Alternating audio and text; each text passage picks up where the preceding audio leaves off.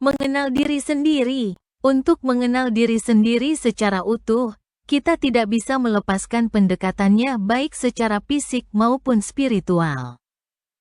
Kita melihat tubuh fisik ini terdiri beberapa lapisan dimulai dari yang kasar atau kasat mata sampai yang halus termasuk bersifat energi. Tubuh kasar ini terlihat nyata dan bisa diraba. Sedangkan yang bersifat energi juga bermacam-macam.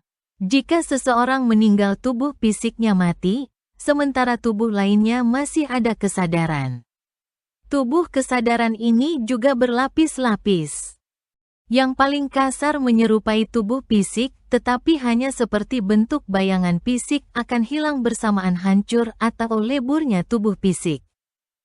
Tubuh ini terbentuk dari sari-sari makanan baik yang kasar maupun bersifat energi. Selanjutnya lapisan halus yang memberi daya hidup seperti denyut nadi, denyut jantung, bekerjanya otak atau pikiran, perasaan, emosi dan lain-lain yang akan larut di alam semesta ini. Kesadaran ini akan menyatu dengan kesadaran alam semesta ini, tetapi tetap terpisah dan akan kembali terlahir bersama jiwa itu. Inilah orang sering disebut karma, atau apa yang ditanam itu akan dipetik. Juga dalam bentuk keterampilan akan berulang kembali saat kelahiran tiba. Lapisan ini juga ada yang kasar dan ada yang murni sering disebut aura. Makanya setiap orang marah atau sedih auranya gelap dan bagi orang yang berbahagia auranya cerah. Lapisan berikutnya adalah lapisan memori selama kelahiran merupakan kumpulan pengalaman selama kelahiran baik dari awal sampai saat meninggal. Bagi orang-orang tertentu dapat mengenal atau mengingat kehidupannya yang dahulu-dahulu. Terutama orang-orang suci yang sudah dapat mengendalikan diri sepenuhnya. Lapisan berikutnya adalah lapisan pengetahuan atau kesadaran penuh yang lebih halus dari kesadaran di bawahnya seperti pikiran, emosi, maupun keinginan. Lapisan ini sering disebut kesadaran ketuhanan, yang banyak didambakan oleh orang-orang yang berkutat spiritual. Bagi orang-orang yang sudah mencapai tingkat ini sudah tidak terpengaruh lagi kesenangan duniawi. Kesadaran ini sering diartikan kesadaran tertinggi karena menganggap semua makhluk adalah sama dengan dirinya sendiri. Cinta kasih dan welas asihnya kepada semua makhluk sudah merupakan jalan hidupnya.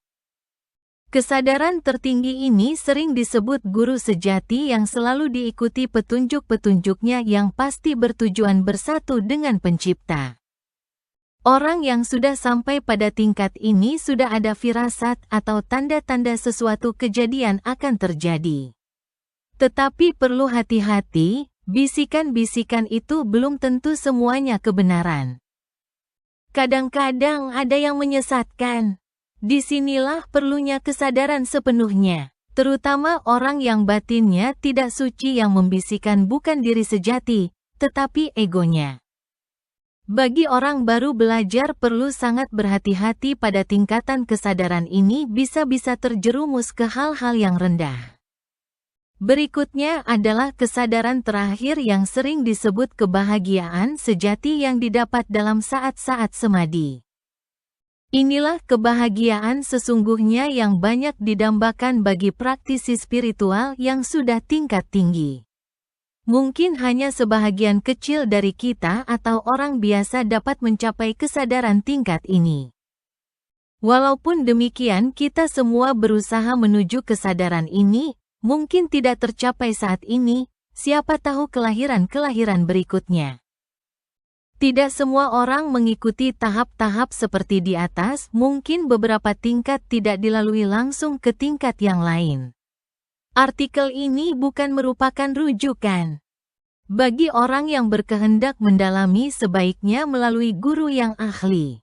Ini hanya pengetahuan untuk menentukan tujuan hidup. Semoga menginspirasi.